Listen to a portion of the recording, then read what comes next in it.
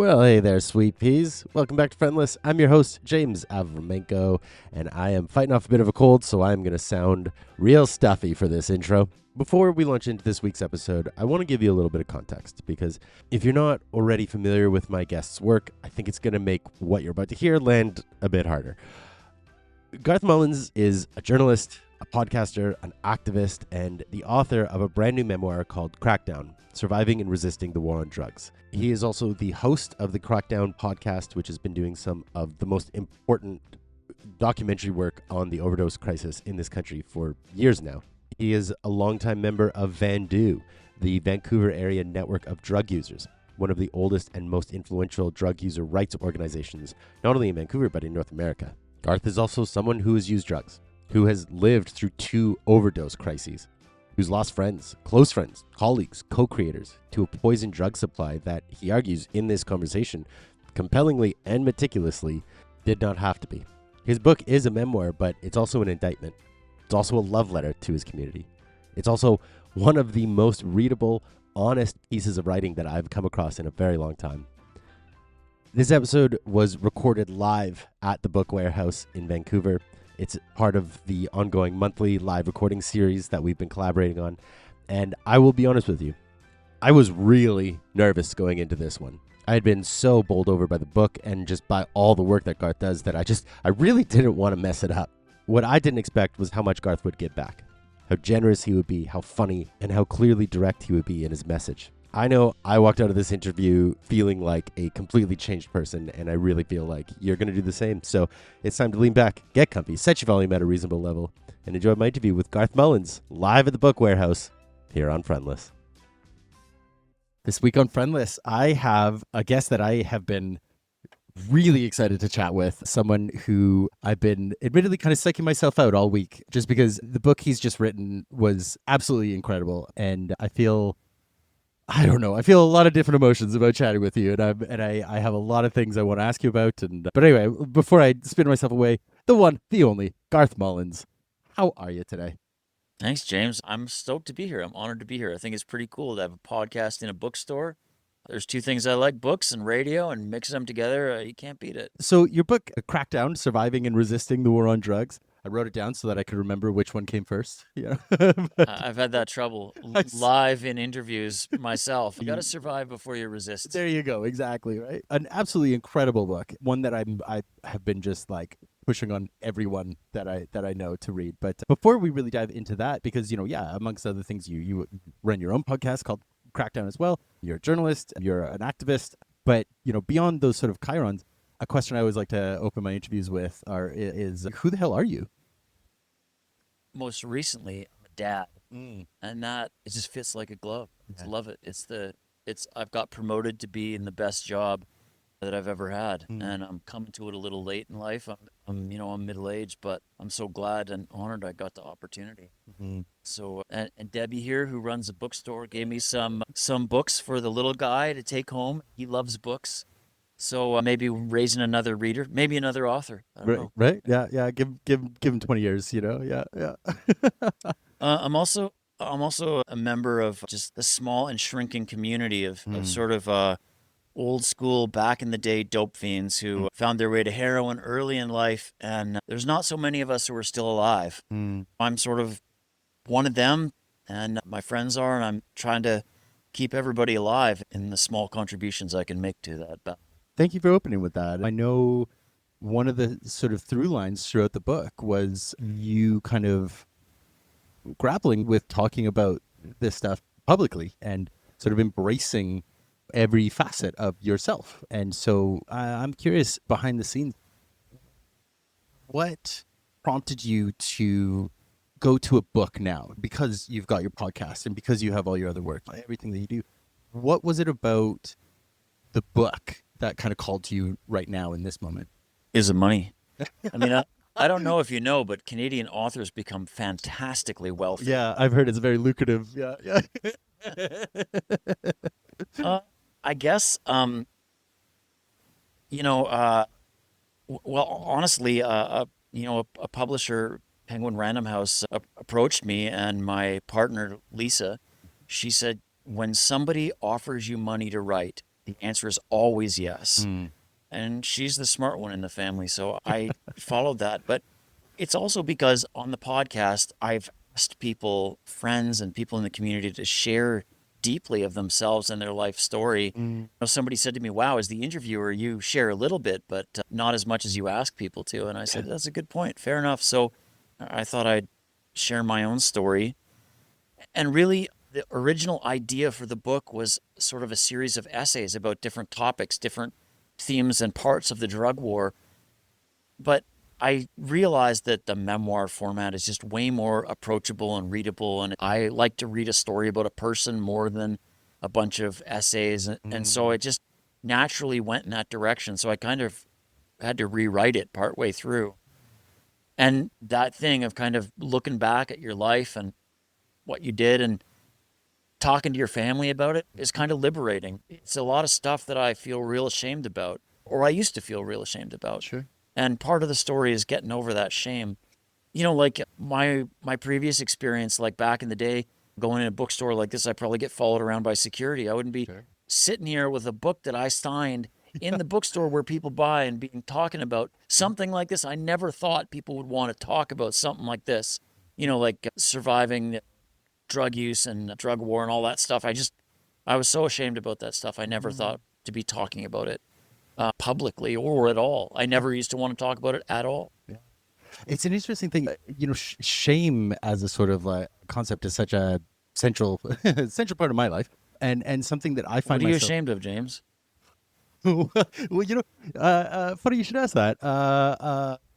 Which prompts me back to something you mentioned just earlier about this idea of, as the interviewer, you end up sharing so much less than the guest. You know, how much time you got? You know, It's not really a fair question, Yeah. right? Because I wasn't prepared to share that part of my life until I was. Yeah. And if somebody had asked me about it before, I wouldn't have been volunteering anything. So That's exactly it's it. not really fair to you or anybody on the spot about shame. But I feel like what's such a fascinating element is something that the way I reckon with it myself is this idea of, you know, for me, it's not necessarily that the shame itself goes away so much as I figure out how to sort of work, not around it, but I work with it, and how to remember that, you know, that emotion's going to come back, but it's just a little less loud each time, right? You know, and sharing is such a massive element of it, to realize that it's like, oh yeah, I'm not there anymore. These are now just words, you know, and I get to sort of choose what power them. For me, it was like there was this whole person inside that I couldn't acknowledge or tell Yes. anybody about. Yeah. And when I finally got to get rid of this shame, it's like myself that was divided sort of healed up into one whole person. There wasn't anything. I didn't have a secrets anymore. Yeah. And I didn't have anything that I was ashamed about and embarrassed about. You know, like for a long time, I just didn't want.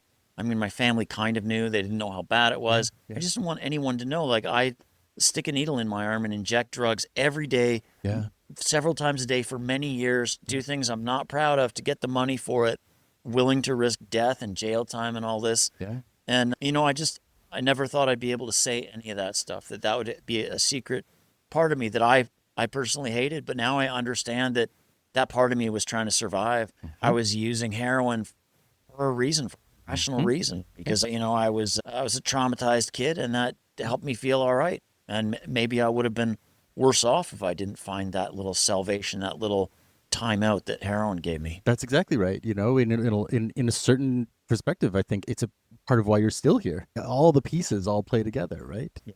But I'm really interested in the book is sort of bookended in a lot of ways with ceremonies around death and ceremonies around grief, and I'm curious about, you know, playing on this idea of shame and just these really heavy, hard emotions. How are you finding grief factoring into the work that you do, and how are you, or are you using it as a fuel rather than sort of a paralytic, you know? Grief has grown up with me, or I've grown up with it. Yeah. People have been dying in my life since I was a kid. And thanks. Debbie brought us some water. Very thoughtful. It was. Yeah, grief has been growing alongside of me since I was a kid. Lost people really young. I've been to dozens of times more funerals than I have to graduation ceremonies or baby showers or weddings. And that sort of changes you, and also when you're using drugs during an overdose crisis, and now I've lived through two, or this is the second one that's ongoing now, and there was one in the 90s, that death is also stalking you. And so it gives you an opportunity to feel all the feelings. You just feel sad, you feel bereft, you feel abandoned, you feel angry, just endless anger. This wasn't necessary. You feel anger at all kinds of different places. Finally, as I've come to get a handle on, the drug war is actually a political decision made over a century ago, and that we have toxic, deadly drugs because they're illegal and unregulated, that my anger is now aimed at the government, who insists on doing this even though we have plenty of evidence to show that a regulated, safe supply of opioids can save lives, would stop the mass dying overnight. In fact, it saved my life. Yeah. I'm here because of a pharmaceutical regulated prescribed opioid. So I guess death has just been all around, and that grief has been all around. And in the book, we start in the 90s with my friend Nick's funeral, where his cause of death, which is overdose, is not admitted by the family. It's not discussed at the funeral. The people who are his friends, who are also sort of drug users, were sitting at the back. The family doesn't really want to acknowledge us. They're kind of mad at us. They kind of blame us. We can't properly mourn our brother because of this alienation. And then, we go 20 years later into the, 2020s, early 2020s. And we have a ceremony in Oppenheimer Park led by, an elder from Musqueam, Squamish, and Sinemuch.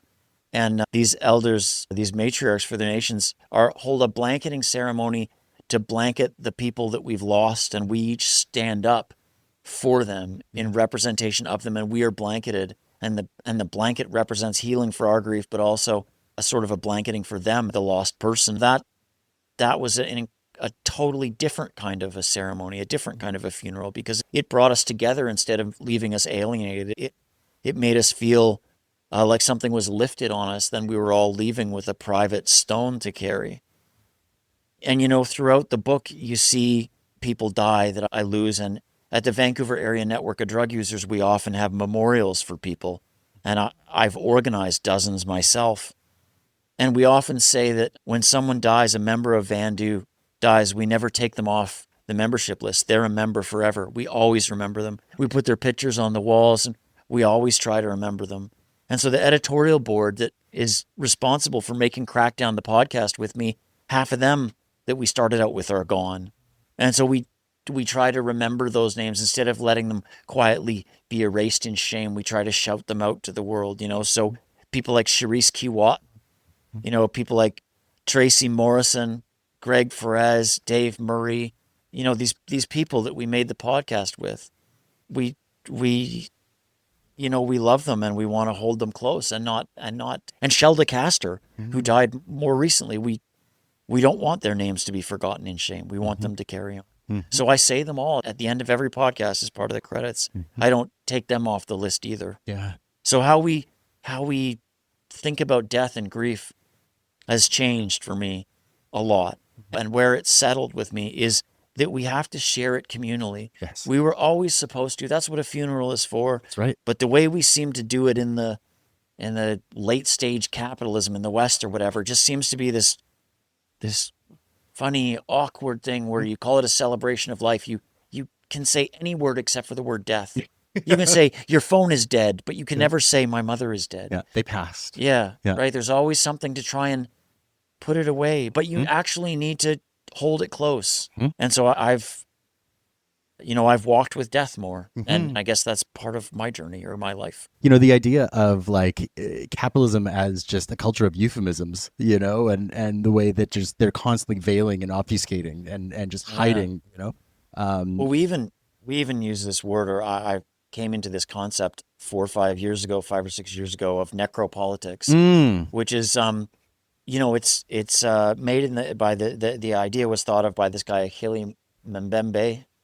I don't think I'm saying the name right, but he's a political thinker, and he was talking about the colonial processes in Africa. But the theory has been applied to different situations where the state chooses who's going to live and who's going to die. Yes. And so the government, knowingly by choice of policy and budgeting, and all of the elements of the state, have exposed whole communities of people to premature death, to slow death, to injury, knowingly. Not that it's an accident or a force of nature. It's a force of policy. It's decisions made and maintained by people with names who are voted for.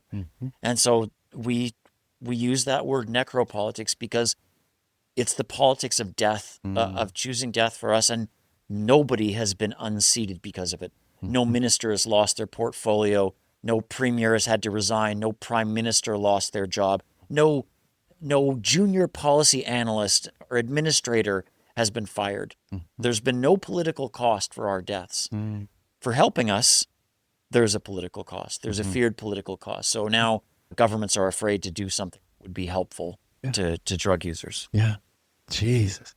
You want to take that smoke break?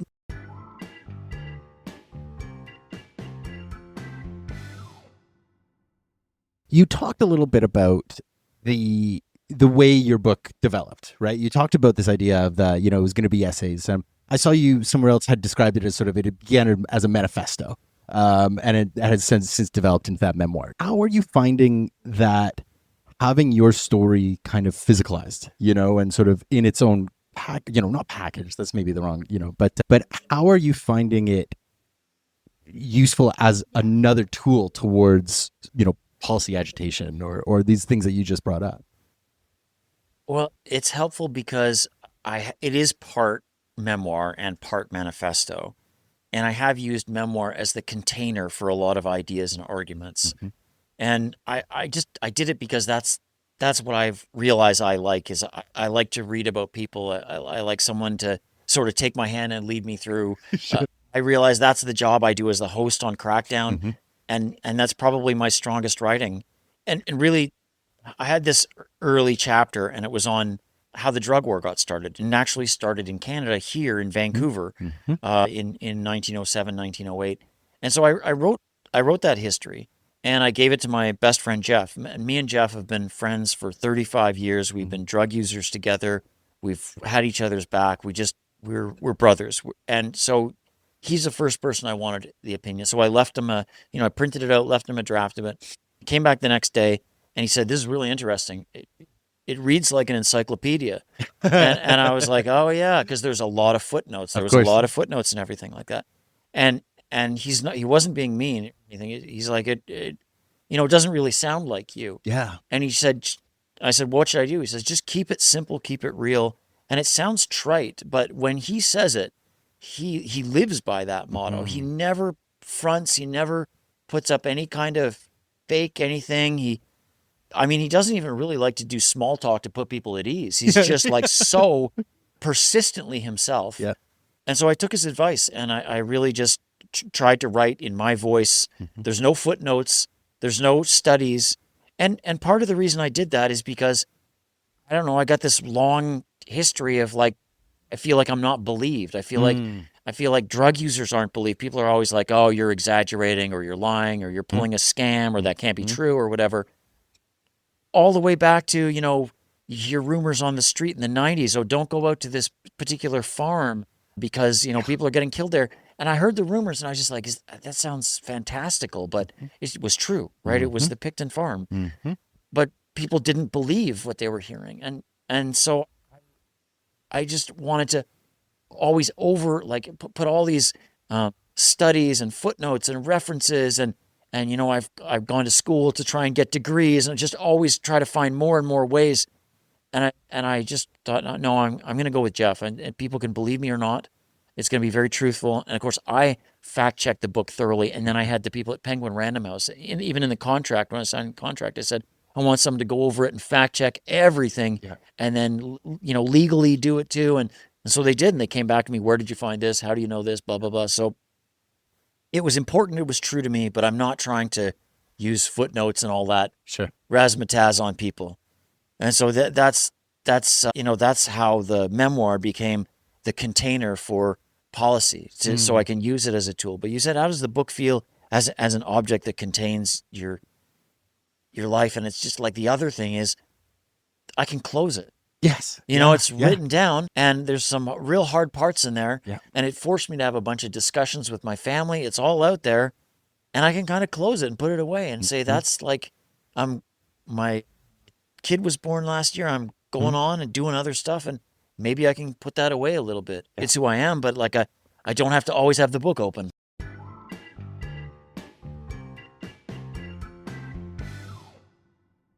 So within the book, and I know on the podcast as well, you've talked about this idea of it's really easy to scare people with a simple story, and kind of how you can boil things down and sort of erase the nuance of life. And it's far easier, or it's far more difficult to sort of explain what's actually really going on, I think in the grander context of what we're talking about the overdose crisis and what's happening not only is in the city but across the country, I think to sort of lay the foundation of this, from your perspective, what is that sort of simple story that's being sold to people, and what is the more complicated truth behind it, do you find? I think the simple story is, classic drug war propaganda that involves, blaming the people. So, people made bad decisions or are of bad character to begin with. Of course. Our cities are falling apart because we've had this progressive liberal policy that has coddled addicts for too long, when it's actually not the case. We've still continued to lock people up. We've still continued to spend most of the money on courts, police, and jails. There has been some harm reduction pilot projects, and it's true that there are available now syringes like that there weren't when I was starting out. But this is how we also reduced the spread of HIV back when it was rampaging through this city in the 90s. So, the stories are blaming the attempts to fix it. So saying the small amounts of prescribing of Dilaudid, for example. People are prescribed Dilaudid to use instead of street drugs. Well, it's not a great choice there by the government to use that one, because it's not as strong as street drugs. It's not a great substitute, but it's better than nothing. And people do find gives them a lot of help. It doesn't completely solve the problem, but it gets you a lot of the way there. But the simple story is that that's what's causing the problem. Right. Is this Dilaudid's getting out there, it's being diverted, school children are getting a hold of it. That's what's causing the problem. Yeah. It's people are not dying from Dilaudid. People are dying from the illegal street drug supply. People continue to take things like methadone and Dilaudid, which is hydromorphone, very effectively, and there are not overdose deaths from the safe supply program. But that doesn't stop politicians like Pierre Poilievre from blaming the safe supply prescribing and saying that's what's causing the deaths. Or another one is in Vancouver, we had, or in British Columbia, we had decriminalization for about 14 months, where nobody was charged for, or supposed to be, nobody was charged with the possession of small amounts of drugs. But did you witness that actually? Did they actually play by that, or was that just sort of a... Well, the stats suggest that there was a 77% reduction in possession offenses, which is great. That means that thousands of people weren't charged and didn't go to jail. I went to jail first for possession when I was 19, but so that's really good. But you would have thought it would have been 100%. Right. But yeah, that's right. Yeah. if it's decriminalization, but I guess, not all cops got the message. I don't know. But the point is that was really good. But the simple story is, the streets are full of chaos and there's all this urban blight because of decriminalization. Well, there's lots of people in the streets, and it's not because of decriminalization, and the streets of Vancouver and the streets of Toronto are both full of people, but Toronto never had decriminalization. We're seeing people living rough all over the country because rents are incredibly high. because wages have never kept pace, and lots of people are living in tents who work in the morning, and because groceries are so expensive. But politicians like to dump this stuff at the door of decriminalization, especially if they never intend to do anything about those other things that are causing the problem. Yeah. So it's, it's that same old thing. It's the scapegoating and the bait and switch, and it's a classic of the right wing, the far right. When I was watching TV in 2022 in the winter, and I saw the convoy in Ottawa, I saw this. There's a big demonstration that occupied the city for 3 weeks. Very well organized, supply lines of food and diesel, and setting up hot tubs and all this stuff. Millions of dollars in donations coming in. I just thought that they are really well organized, and if they ever find out about harm reduction, we are in big trouble. Yeah. And sure enough, they did.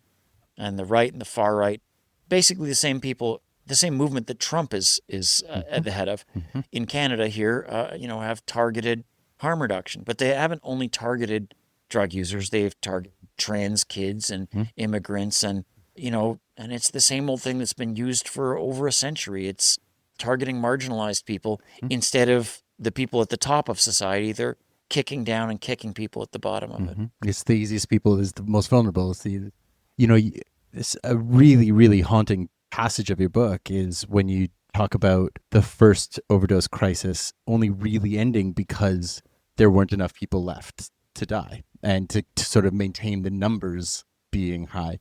And I feel like that really, that sort of echoes what I feel is kind of happening right now in a lot of ways of they're sort of just waiting for the population to burn itself out in a way. Yeah. Yeah, that was Dr. Blatherwick from the Vancouver Richmond Health Board was being interviewed by Travis Lupick for a book called Fighting for Space. And he said exactly that. He said, I think Travis asked him, why did the first crisis end? And he said it just burned itself out. And my friend and mentor, Laura Shaver, says something like, if the government ever gets around to doing anything about this, there won't be any of us left. Yeah. And so she's saying the same thing about this crisis. And I mean, we have seen so many people die in Vancouver, East Van here. Just even in the Vancouver area network of drug users, we have lost our whole leadership, trained new leadership, lost them. Like we just are bereft of people so badly. Our movement is in tatters because of the amount of death that it's experienced over the last decade. And I worry that that's true, that we'll see the numbers continue to come down, not because there's been any dramatic intervention, not because the drug supply is getting any less lethal. In fact, it's getting more, but because there's just less of us. Statistics Canada says that there are not new addicts being created. Right. Like there's not, the amount of people with opioid use disorder or substance use disorder is flat. Like it's not going up. So if that's true, and I think it is, because I see the group of us aging. I think the youth are using drugs. Youth always use drugs, but I just think it's replacing at the same rate. So we're going to see this maybe eventual reduction as people are killed off. Jesus.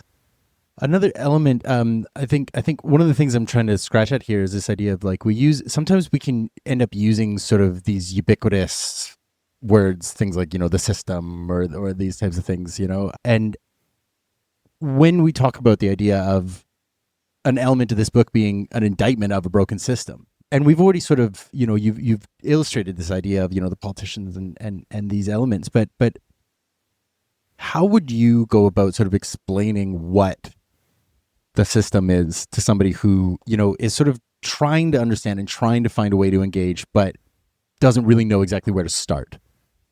Right. Well, I mean, we've done this as a group, the people at the Vancouver area network of drug users, we set aside a few days and have meetings, and we put a diagram on the board, like where is the problem that we're facing coming from? If we talk about the overdose crisis, right? So we're looking at what ministries could be funding solutions. Well, that's the Ministry of Health and also formerly the Ministry of Mental Health and Addictions.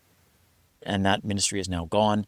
We know there's also a federal Ministry of Health. We know that within each of those ministries, there are different directorates and departments. We know that there's deputy ministers and associate and assistant deputy ministers.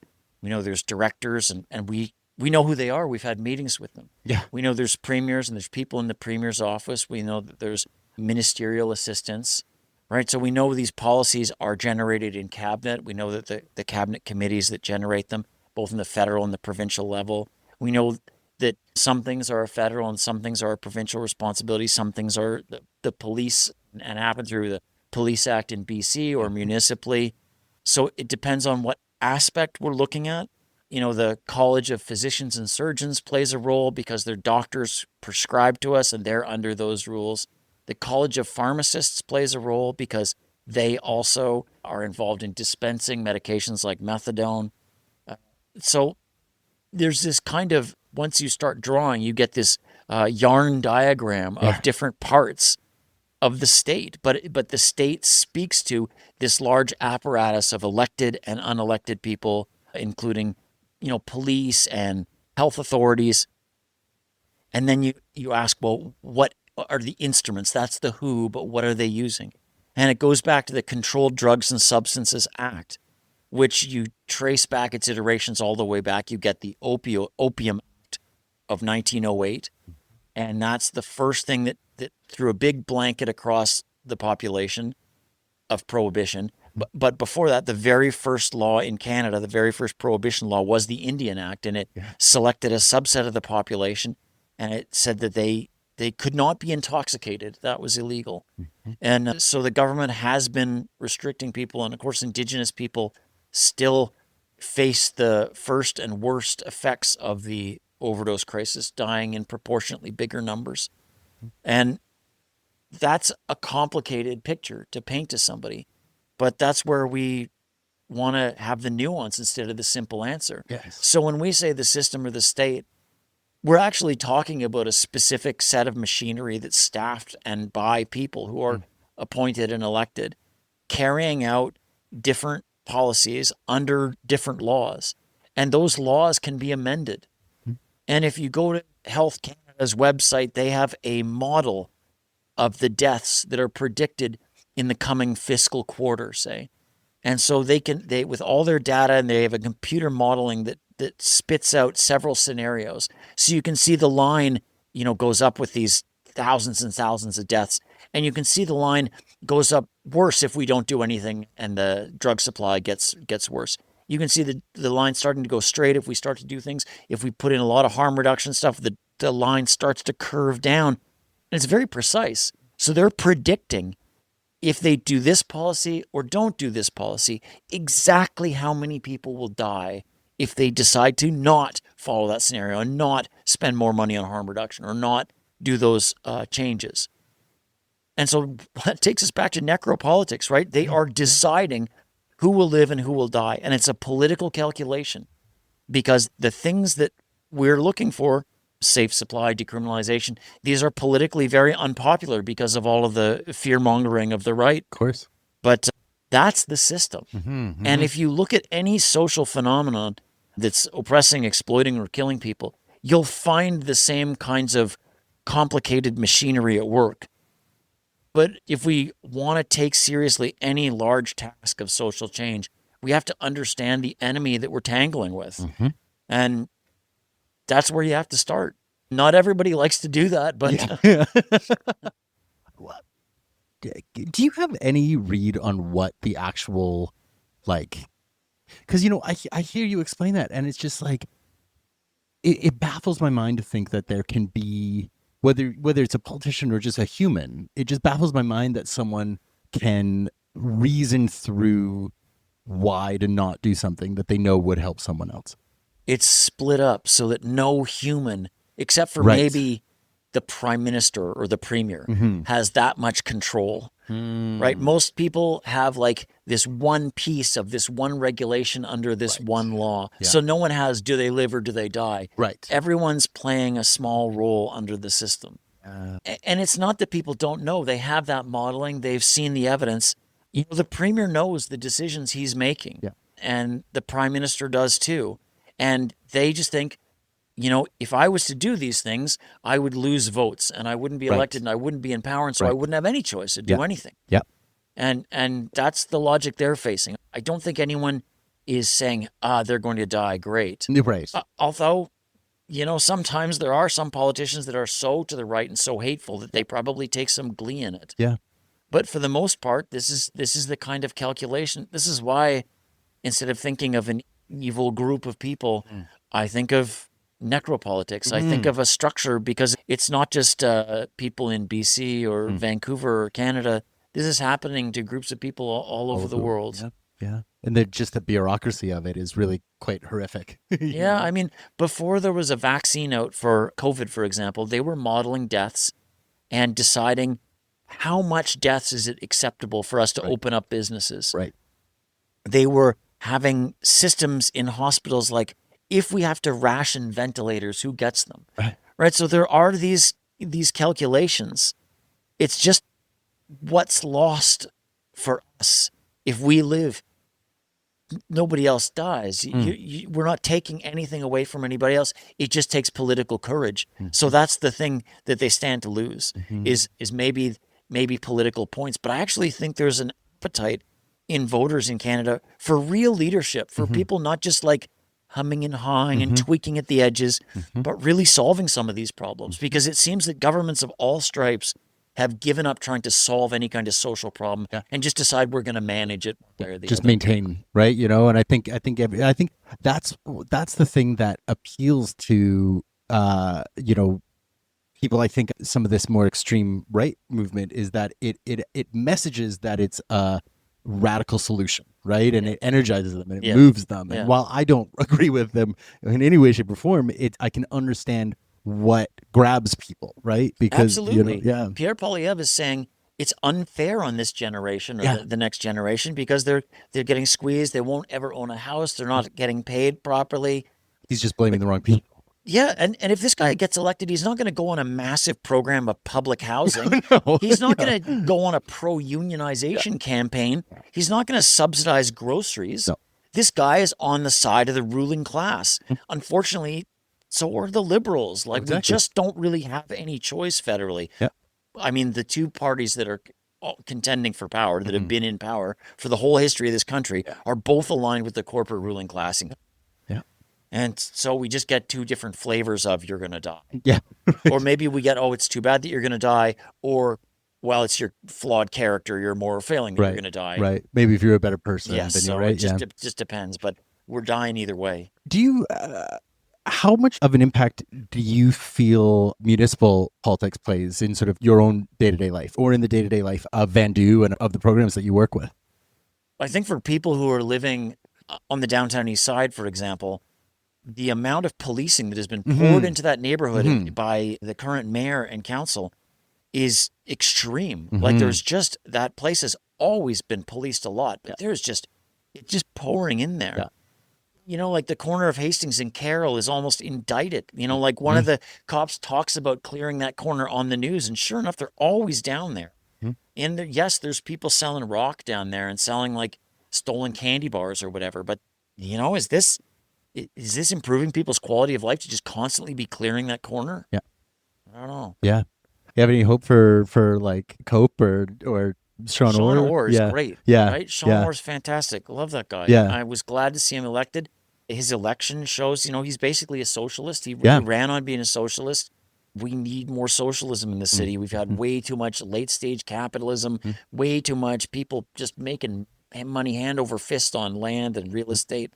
And before him, Jean Swanson played that role. And she was a great advocate against poverty and for decent housing for people. And I mean, those are really old ideas, but that's what we need. We need that old campaigning. People need a union for their workplace, a decent wage, a decent place to live. Like, we've done all this stuff before. When I was growing up in this town, you didn't have tent cities everywhere. And it's because you could get a place for cheap. Yep. You could actually afford to feed yourself and rent a place on welfare or on EI. Like, you just can't do that. Right? They have made it. They've made a class of people ostracized. Like, they've banished people from the economy. And what do you think is going to happen if a group of people aren't invited? You know, they're going to have to live somewhere. So like, this is the consequence, and people don't feel safe. I think that's a problem. Everyone has to be safe. Sure. Everyone's got to feel safe. Everyone's got to feel safe, or no one gets to feel safe, right? And Yeah, that includes people who have no housing. It does not feel safe to live outside, live on the street. I haven't been homeless myself for many, many years, but it does not feel safe, right? So we want a society that's safe, security for everybody. Circling back to something, you know, a big element of what I'm always trying to scratch at on the show is the idea of community and community building, and how do we sort of, you know, how do we foster these connections? And I'm curious, you know, the Van Du work that you do and the drug user rights movement that you are part of, it, from the book at least, you know, I can't speak for you personally, but from the book, it looks like it's really given a lot back to you in a lot of ways. Oh, absolutely. Right? Yes, absolutely. You even described it in the book, and earlier in the interview, we talked about the idea of like the shedding of shame and the shedding of these things. That's right? who took it off me. Yeah. Right. And it really strikes me that it's a community that is very much built on the idea of mutual survival, like you said, right? You know, safety for all, right? And I'm curious how, I guess, I don't know, there's a few directions I want to go with the question, but it's the idea of like, how does that look in the lived sort of day to day from your perspective, kind of on the ground of being within a mutual survival community? Because I don't think everybody's, you know, we're not all in something like that, right? You know, we're sometimes we're in our own little bubbles, or sometimes we're in different communities, you know? Yeah. And on top of that, sort of how do you make something like that work? Well, sometimes it works and sometimes it doesn't work. Yeah. It's always sort of wobbling and kind of falling apart and putting it back together. On a day-to-day, it's, you know, it's sitting in a little meeting room and reading out the minutes from the last meeting and deciding what we're working on, and, you know, putting out the chairs for a big membership discussion, you know, where we're going to hear what's going on, you know, what are people facing, you know, working on different campaigns, you know, like what kind of struggle are we organizing? Like, you know, it could be big things like decriminalization, for example, but also people at Van Du have fought for a 30-kilometer speed limit on the street because so many people were getting killed. Yeah. So they can be very small things too. And I've benefited immensely from struggles that came, people who struggled before me. Like, Van Du's been around since the late 90s. I only joined about 15 years ago. But the people who came before me fought for more methadone spaces. They were highly rationed, and I couldn't get on the program when I first tried. They fought for 1,000 spaces, and I was able to get on the next time I tried.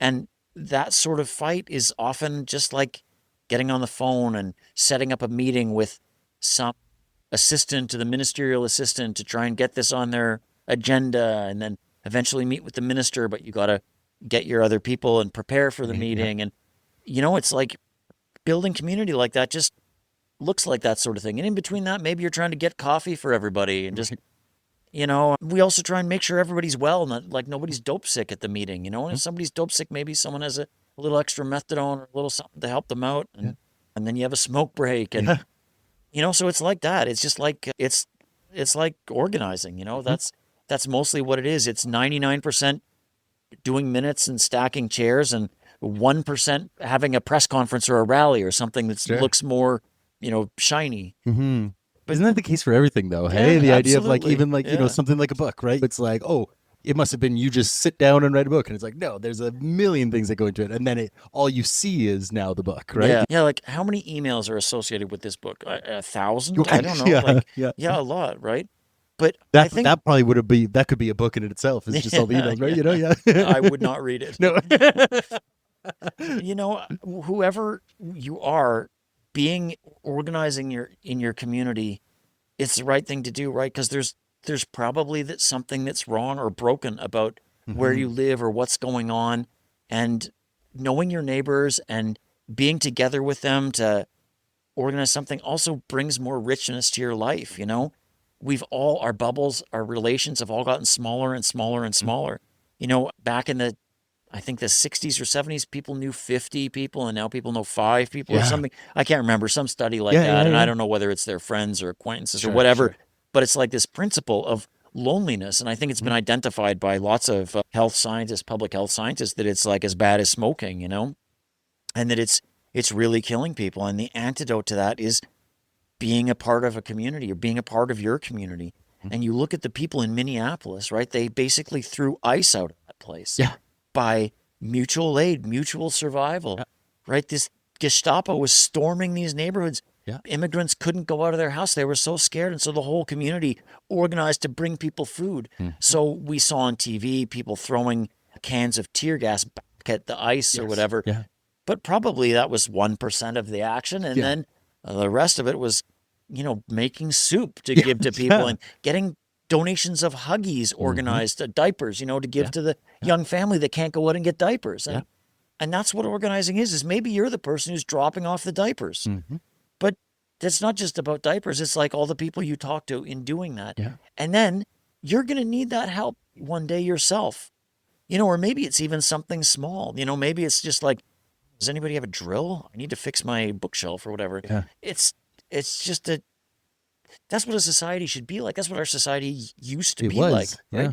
This is also when we talk about late stage capitalism and necropolitics. This is all like our friendships have been commodified by Yes. the root of this podcast, by Facebook, and by, you know, our attention has been commodified, and our identity has been sort of boiled down to a pattern of likes and consumer habits. Our lives are so much richer in analog. I just think that's part of the way we need to live again. And for us, we just don't have a choice. This is how we survive. You know, part of what it looks like on the day to day is this. In the last year, since my son was born, I've resuscitated 3 people with naloxone, you know, like found people who I did not know who were overdosing and helped them. Yeah. And so sometimes what we do for each other is we bring each other back to life. Yeah. And that's good for both people, you know. Of It's course. traumatizing, like it's scary, but it also makes me feel good. Like I'm glad the person's alive. Exactly. I saw this guy Kyle walking down the street the other day. He's smiling and waving at me, and I don't even know if he remembers, but he'd be dead if I wasn't there. Yeah. Yeah. God damn. You know, I was just reading a thing about how monopoly laws were changed in like the 70s or the 80s, and that's a big factor in why now the internet is just like 5 websites and all these things, you know, and just you know, just everything used to be more not even, not level, but it was like there, you know, people had a shot, you know, in a way that it doesn't exist anymore, you know. And yeah, I think you know, life has become flattened, you know. that's just it, right? you Yeah, look when at it's like just 4 people telling know, you what's good, you and know? look at the inside of like a coffee shop that's like got that smooth, like it looks like, is it a coffee shop or an Apple store or whatever? Yeah. And wait, doesn't the living room of our house look like that? And the school looks like that, and everything kind of looks and feels this kind of flattened, bland, clean but efficient way, you know. And so it's just like if you want to buy or order something, that's instant. But if you want to meet your friend, maybe that gets canceled 3 times. You have to text 8 times to arrange it or whatever. Like all the things that used to be so easy and just part of the richness of life have been somehow smushed out for a lot of people, you know? And there's no like tactile element, right? It's all just flat glass, right? I mean, people buy records and they'll tell you, oh, it's because of the richness of the sound or Sure. whatever. And I'm a vinyl idiot too, but it's because you can hold it, you know? It's because you dropping the needle makes you actually listen to the thing instead of listen to 10 seconds and then surf on to something else. You have to, and you know, with you know, listening to a record is an active activity. You know, you have to get up, you have to change it. You can't just like autoplay and let it go, right? I think about that with books. You know, I have a e-reader that I never use because I don't want to, because it doesn't feel like a book. That's right. Look where we're sitting. Right? Exactly. And there's people been walking in and out here the whole time we've been talking because they want to take ideas and hold them in their hand. That's it right there. You know, yeah. You know, earlier on, you had brought up this idea about how one of the really central tensions is this idea of you know, within many kinds of activism, but I, you know, around drug use is this idea of often the most affected by the issue are the ones who have to fight the hardest to be believed or just to be heard. Yeah, you know? absolutely. How do you find yourself approaching sort of thinking of the role of allyship, or like the people, for people who maybe aren't as directly impacted by something, but want to support or whatever it might be. How do you initially sort of approach that role from your perspective? I'm trying to sort of, I've got a few questions about sort of like what can people do to help, basically, you know what I mean? But I think, being a part of the queer community, I think, hearing the word ally makes me want to vomit, right? So I'm always curious about the from the actual community, what is the perspective of allyship? Well, I think the different communities we've worked with, like we organized along with Black Lives Matter before, and we organized with like disability communities before.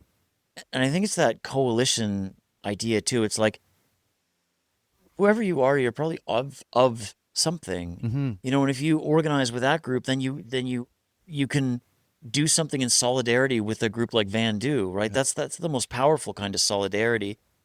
Not leaving where you are, but organizing where you are, because you're somewhere. Maybe you're somewhere we aren't.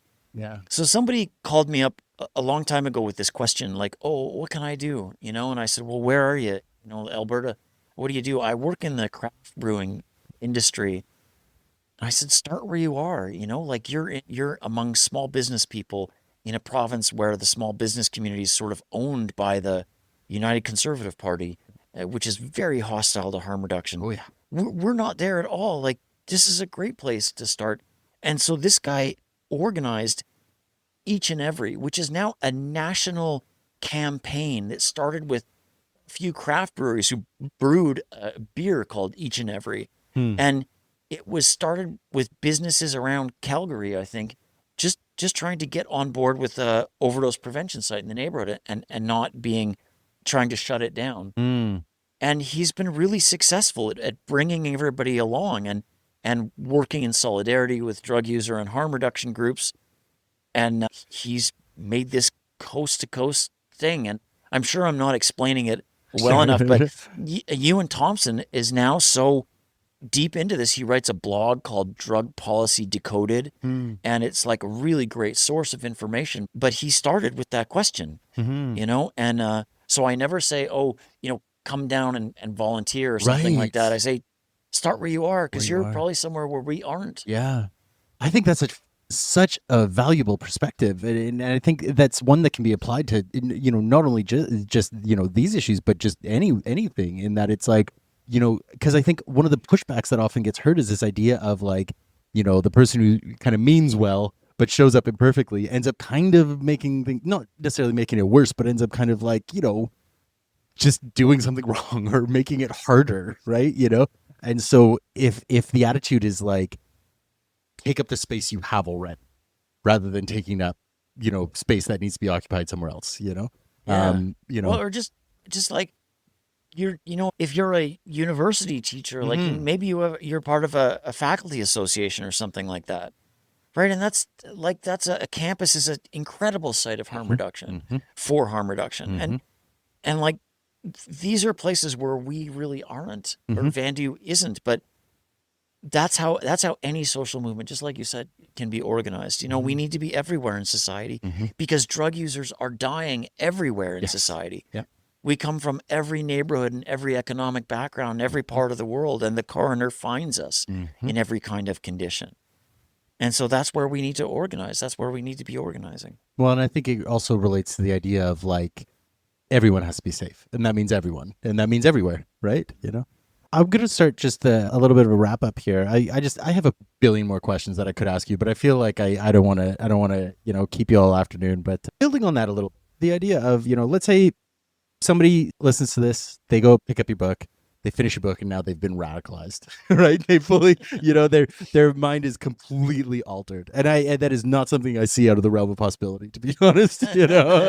What do you think is the most useful thing that they could do, just like on a Tuesday? Like not some big grand thing, but like just like what's something they could, you spoke of like where are you, but like right, but like sort of what could they do, just like on a on a random Tuesday? We built the podcast for this sort of thing, right? So maybe people have a couple of friends, who they consume media with, right?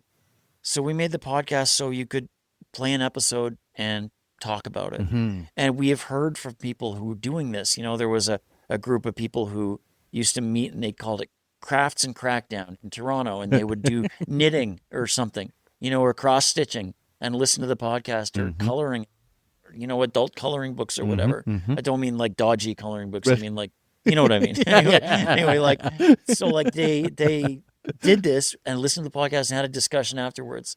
And that started with their friends or coworkers or whatever. Yeah. A real simple thing, just get Narcan training. Yeah. You can look it up online. You can even do it online if you want to. The website is called Toward the Heart here in BC, but anybody can access it. It's got really good videos on there. And, get yourself a naloxone kit, It's basically, it's simpler than learning first aid. It was like a half hour. It was so fast. Yeah. And, you'll at least feel better. And it's not something that, a far off bureaucracy or some kind of medical organization has given to you. This is from us to you. This is our movement fought for this. Governments and medical authorities tried to hold this away from us all through the last overdose crisis. We couldn't get our hands on this. In fact, there's a guy from Chicago, Dan Big, who used to smuggle this stuff into Canada for us so that we could have naloxone. In the 90s. Yeah. Good Finally, Lord. up until 2014, I think. Holy And fuck. so we fought and fought and fought for this. Finally, we could get it by prescription. We continued to fight. Anyone can have it. Everyone should have it. If you have a first aid kit, have this, right? Like, say you got an old elderly relative that's taking pain medication. They're forgetful, and so they took their pain medication twice in a day or 3 times. Narcan could help save them. Yeah. It's a good skill to have. Yeah. So that's a real simple thing, and this is our community fought for this. So it's like from us to you. Then you're part of that fight. You're part of that tradition. Garth fucking Mullins, holy shit! I could listen to you talk for the whole afternoon, and I would try to not interject too much, Well, thanks a lot, James. It's been a real honor to be on your podcast and here at the bookshop and Debbie having us here. And it was really nice. Debbie, thank you for the books for my kid. He's going to love them. Do you have anything you want to plug? Anywhere you want listeners to find you? Where do they go next? Well, if you've read the book and listened to the podcast, you probably need a break from me. So I'd say go outside, Yeah, touch grass. Exactly. Thanks for having me, you guys. It's been really nice to be here, and I just stay safe and keep 6. And that was Garth Mullins. I mean, yeah, I don't have a lot of words left after that one. What I keep coming back to in sitting with this conversation is something that Garth said near the end. He said that sometimes what we do for each other is we bring each other back to life. And, he said it in the context of naloxone, of literally resuscitating people. But I think that it applies to everything that we talked about in that room. The grief, the shame, organizing, the community that holds itself together by showing up for each other over and over and over again in those small, unglamorous, but necessary ways. So, if this episode moved you, and I really hope it did, please go pick up a copy of Crackdown. It's available wherever books are sold, and I promise you, it will stay with you. You can also find Garth's podcast, also called Crackdown, wherever you find your podcasts. And if you want to do something concrete, something you can do this week, after listening, whatever, go to towardtheheart.com and get yourself a free naloxone kit and naloxone training. That's Garth's ask, and I fully second it because I think it's a pretty good one. Links to all those resources, as well as to Vandu, if you want to learn more about that work, are going to be in the show notes to this episode. Thank you so much for listening. Thank you to the Book Warehouse for hosting us, and thank you so much to Garth for everything, for the book, for this conversation, and just for the work that he and his community continues to do. Thank you so much for listening to this week's episode. And as always, I hope I'm going to catch you back here next week for another one. But hey, I'm not going to worry about that right now. And neither should you. Because that is then and this is now. So for now, I'm going to get back into bed. And I'm going to say I love you. And I hope you take care of each other out there. Fun and safety, sweet peas.